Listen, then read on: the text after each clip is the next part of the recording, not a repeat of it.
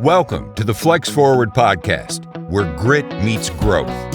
With your host, Nic Espanet, bringing you stories of resilience, reinvention, and the real climb to success.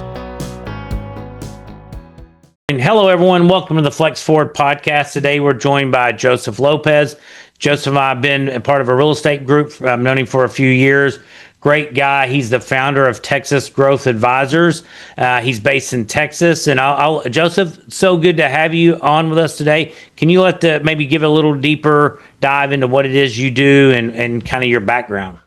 Sure. Thank you, Nick. I appreciate you having me on. And pretty much I began as a real estate investor and have kind of dived into a variety of different things and asset classes. And we met when we got involved in the multifamily space and I became a limited partner in a couple of multifamily syndications.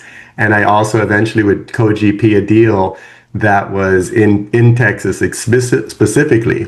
And but we have a couple of different investments, different asset classes, and a couple of things that have kind of evolved and we've pivoted along the way. Awesome. Great stuff. So what led you to real estate? How did you kind of get into that space? You know, I started my career in law enforcement, actually. I was in the military, went into law enforcement, and I ended up making a career change because of some of the people that were investing in business and investing and doing real estate related activities. And that always interested me. And so I ended up going in that route. This is back in the 90s. And I started as a salesperson out in the Los Angeles basin of California. And so eventually I became a real estate broker and also a lender. So I had a very good background in sales and lending. And I think that I understood the dynamics behind how to put a deal together and representation. But when I started to leave the normal clientele, the buyers and sellers, and eventually navigate over towards investors and representing investors, I started to see a whole bigger, broader picture. And I realized I needed to get into that game. And right around 2013, that's when I actually started to go into investing full time. And we were buying houses, fixing them up and renting them out, and getting together with a couple of other people and maybe buying a fourplex or those kind of activities. And it was engaging and it was fun. There was a lot of deductions, a lot of appreciation that we saw in a very short period of time. And that was very, very interesting. But being in California, I didn't understand, regulations and business-friendly climates and landlord-friendly states, because all I knew was the home state that I was in. And I think that I did well there, but when I started to broaden my horizons and started to look into other states, that's when multifamily kind of really piqued my interest. And I started learning about other states like Texas and Tennessee and Florida and even Arizona. And so as a result of that, I got involved there, and then it kind of just branched out. Like what I liked, 10 years ago, it's different from what I invest, this year. And so there's always this natural pivoting within the umbrella of real estate investing. Good stuff. And that's great. That's one of our first rules. And when I learned was landlord friendly states, but if you've been in California and that's all you know how to navigate that, but it probably does handcuff or hamstring you a little bit with not being able to push rents or evict people quite as fast. So that's something that when you're listeners, if you're thinking of different markets you want to start real estate in, is look and see what the laws are. Are you going to be restricted? Is it going to be worth it for you to go in and improve a property if the local regulations won't let you raise the rent over a certain amount? It may not be worth investing there, and it may be worth looking somewhere a little further away or with more friendly laws. So yeah, that's very true. One of the things that I had heard, and you hear it a lot, is, live wherever you want to live and invest where it makes sense. And when you haven't stepped out of that comfort zone, it's a little uncomfortable, really. But eventually you start realizing, like being in California, buying a fixer-upper might be buying a $700,000 house with $200,000 in renovations. And we just bought a property in Knoxville for $173,000 that needs about $40,000 that we could fix it up and rent it out and cash flow, or we could resell it if that was the desired goal. But we have investments in Tennessee and Texas and different parts, and so we got to really expose ourselves to different markets. And then we found some that we liked, some that we didn't like. But it allows us to continue to invest, and whether it's multifamily or commercial, or we're now doing some new builds, new construction. that was something that I had evolved from being a general contractor and being on site and project management to now I get bids off of a PDF file from an electrician or a plumber, and that's a whole different scheme of kind of new builds and construction. So that's pretty fun as well. That's awesome. So in the real estate area, there's a lot of competition space. What sets you apart from other syndicators or investors or just buyers? I think what helped us is that we do bulk buy. So we bought a warehouse and we actually bulk buy a lot of our material. That was one thing that I saw that we were doing probably back in 2014 to 2018. We relocated to Texas in June of 2019. And the first thing we did is we did the same thing. So we were controlling our costs and our material and warehousing a lot of the information, a lot of the material that we had. The other thing was that we had a background in construction. And so here in Texas, we have a construction company. Its only client is our properties. Okay. And as a result of that, we are able to cut our cost of actual labor and materials, and so subsequently we're able to spend, instead of $40,000 or $50,000 on a project, we might spend 25 to 30. So that definitely helps, but ultimately it's the acquisition of the asset itself. Instead of buying let's say a 5-unit building at retail off of a seller, we might actually buy that same project at the auction. It needs a lot of deferred maintenance, and a lot of people are a little uncomfortable about the auction. They don't understand it, and there are some things to take into consideration. But getting properties that are not necessarily in the multiple listing service or directly on the market, that also help because you have a little bit more control and negotiations, and you could also navigate and not be such a high competitor because these properties are not necessarily being seen by the open market. Sure, you're not as much not as much competition to buy them, so your opportunity is you're probably going to pay less. So that's awesome. Yes. If someone's listening and wants to get better at finding these properties or doing some of the things you guys are doing, what do you suggest? Do you have any suggestions for them? I think that one of the things that I've always been a very big fan of is to engage with other individuals that are doing what you want them to, what you want to learn. So if you want to learn multifamily, go to meetups and networking events, seminars, and start learning and talking to other people, because you'll find that this industry is very interesting. There's actually a lot of collaboration rather than the competition. There might be competition with trying to acquire the asset, but as far as like everyone wanting to collaborate with one another and help, I noticed that that's something that I've seen. There is a lot of people that are willing to help. So one of the reasons that I think is because a lot of people realize that they might be working with each other on an investment or partnering with a deal or sharing advice and information with one another. And so that really does help scale and grow your industry.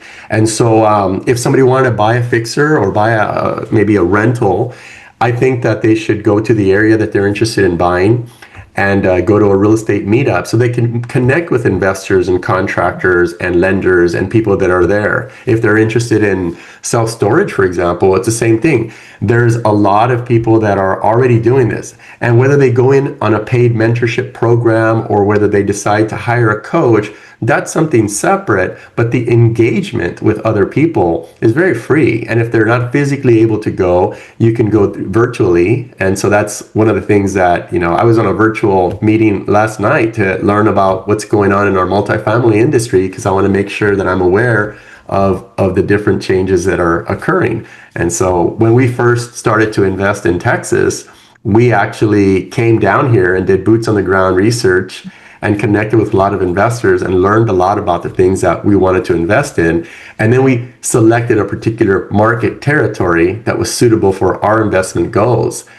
Today, we've evolved into a different area and a different asset class completely, but it was only because we saw the changes and we were able to pivot because we were already vested in that community. So we're not buying 3-bedroom rentals anymore. Now maybe we're building a new house. Our goal is to build multifamily. So we'd like to build an 8-unit, an 11-unit, a 32-unit building, ground up construction. So in East Texas, for example, in certain rural areas, you can buy land. You can buy a 5-acre and subdivide it, put an apartment building in one, you could put an RV park in the other couple of acres, and that gives us that flexibility. But I wouldn't have known any of that had I not come in and started to invest in different areas. The other thing is partnering. I think it's very important to partner. A lot of times you think you want to do everything all by yourself, and there is some success in that. But there is a more rewarding collaboration when you can actually be vested with other people and pick a good team that you're either on or a part of and grow, because the percentages are just simple. I mean, I'd rather have 10% of $1 million than 100% of $10,000. It's Sure. just numbers game. Exactly. And I think you touched on things, relationships and mentorship. Getting, if you're wanting to learn how to do a certain thing, getting around people that are doing it, or either a paid mentorship or just something free where you're around them, can learn. And then one thing I was really pleasantly surprised as I got in the multifamily world is the abundance mindset that the vast majority of people have. If you're bidding on a deal against somebody, you're going to keep your cards pretty close. But other than that, it's like, hey, try this on your property. Here's here's some solutions that are working for us. I ran into somebody that's buying in one of the submarkets I'm in. It wasn't a property I was interested in, but he's newer. I was like, hey, I told him, he has my phone number. Reach out. We'll do our best to help you on anything. Get you connected with some contractors there. Just because I think if he brings his property up, it's going to bring the whole market up. But it's also just helping people. I think that positive outlook and abundance mindset goes a long way. Absolutely, very essential. So as you guys have worked through this transition from law enforcement and single family to multifamily to developing, what is one of the biggest challenges you've had to overcome? I think it's the public sentiment.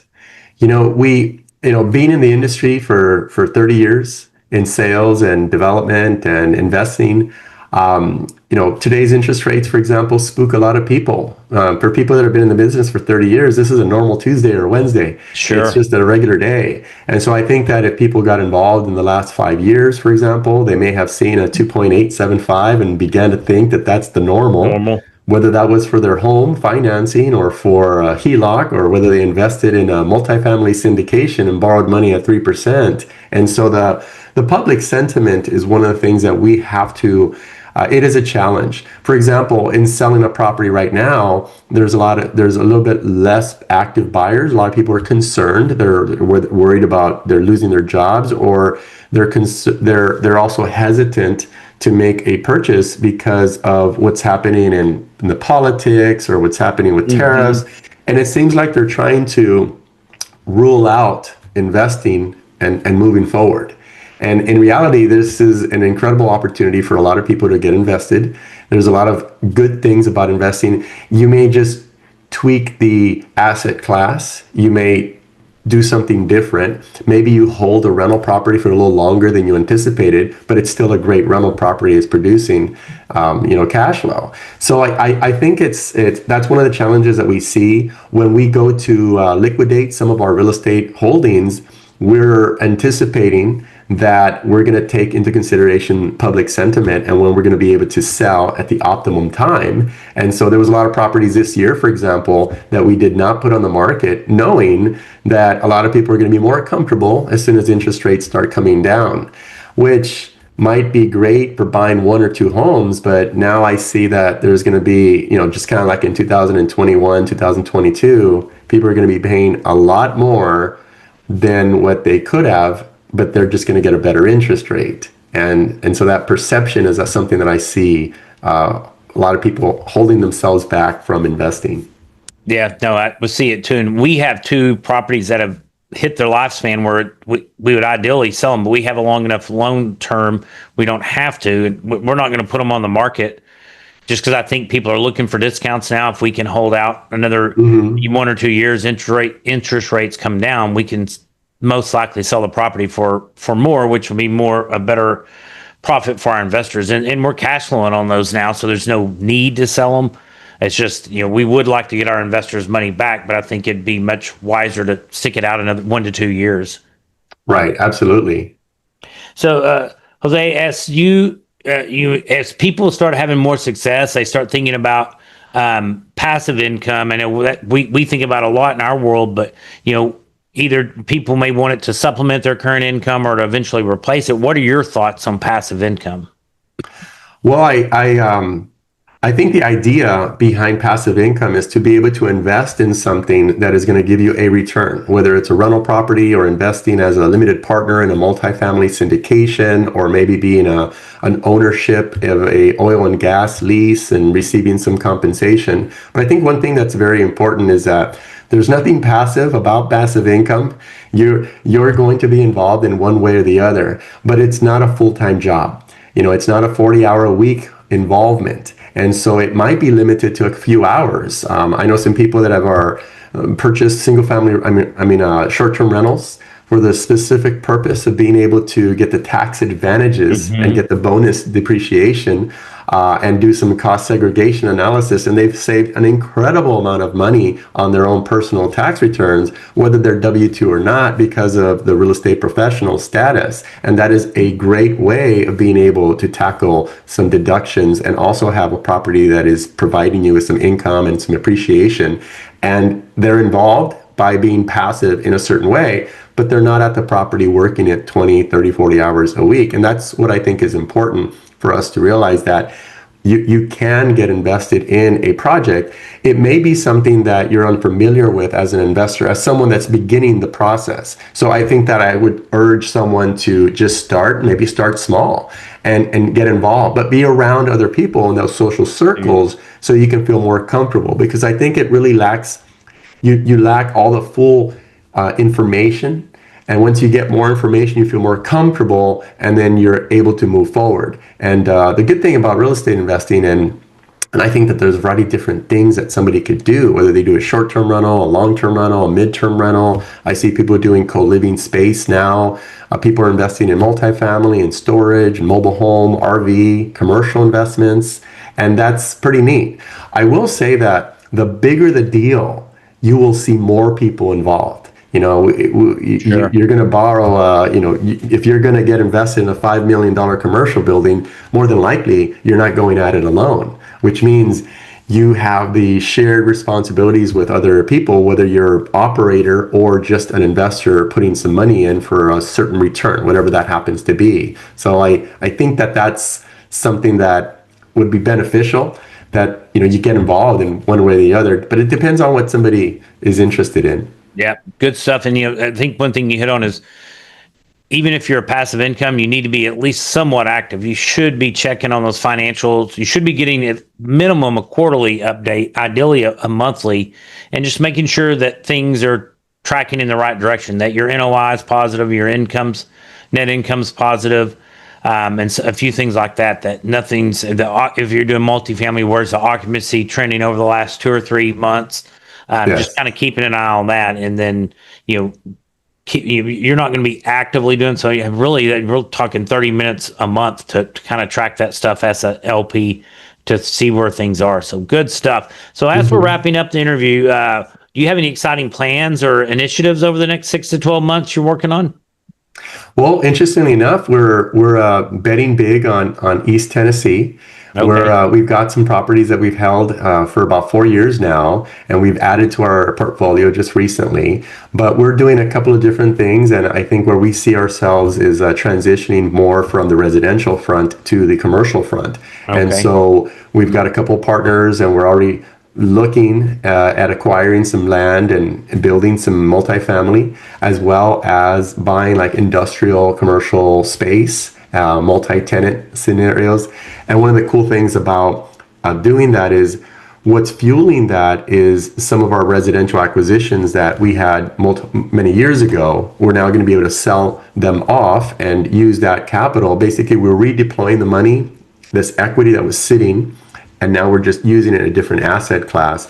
And I think that had I not had those residents that we could draw from, then it would be a little bit more challenging, because you have more money that you have to raise. And so that new transition, though, has got me excited. By having the opportunity of investing in multiple states, I started to see the differences in everything from the business the business regulations, and also property taxes and insurance. There's a couple of great stuff, there's some things that are not necessarily that good. I mean, if you had a bunch of rentals in California and they're not paying you, trying to evict somebody in California could take you a year. And a lot of people don't know that, and there's other states where you can get someone out in a month or 2 months or 3 months, or it's logical regulation or just building. There's a lot of cities and municipalities that are encouraging you to build.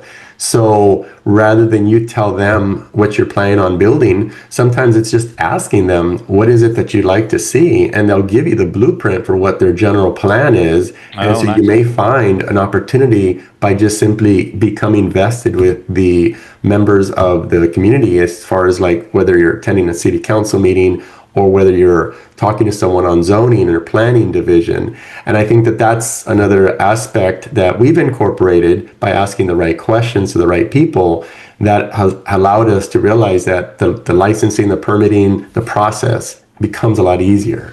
Sure. Oh, good stuff. Well, Jose, thank you so much for joining us today and sharing all this information with our listeners. If people wanted to find out more about what you do, what's the best way for them to get in contact with you? I think the best way is probably to email me. I do have my information available. There's a cue card that has all my contact information if somebody want to follow me on LinkedIn or social media. And but I'm very engaging. I love to share and collaborate and pick. I don't mind my brain being picked, and whatever I have to be able to help someone else in their aspects of investing. I think it's a great thing, and I think some people would enjoy starting if they haven't initiated. And other times it's maybe what's working, that it might be different from 2-3 years ago, or what they plan on doing in the future. So we must always continue to evolve. And so I'm evolving myself as far as these last few years and what I plan on doing in the future. So by all means, anybody's more than welcome to reach out to me. My phone and email is available to you. Awesome. Joseph, thank you so much. It's been great visiting with you and getting to know you a little better. And I hope you have a great rest of your summer. Thank you very much, Nick. You take good care. Thanks for listening to the Flex Forward podcast. If you've got grit, growth, and a great story, visit flexforwardpodcast.com/guest to apply and join us on the show.